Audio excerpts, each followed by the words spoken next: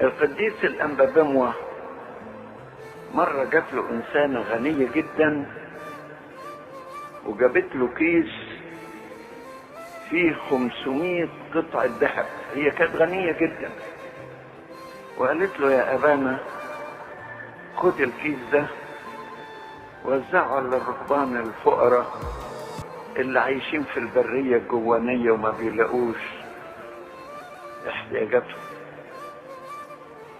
فأنبا بموة نده لتلميذه وقال له خد يا ابن الكيس ده ووزعه على الفقراء. الإنسانة الغنية دي يعني صعب عليها انه ما فتحش الكيس يشوف جواها ايه، اللي جواها 500 قطعة ذهب. فقالت له يا أبانا انت ما فتحتش الكيس تشوف جواها قد ايه.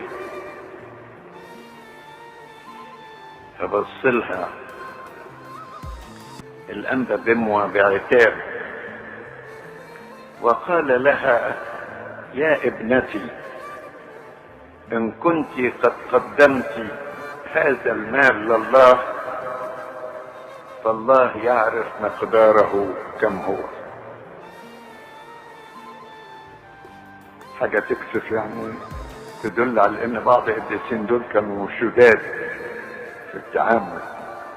قال لها ان كنت قدمت هذا المال لله فالله يعرف مقداره كم هو.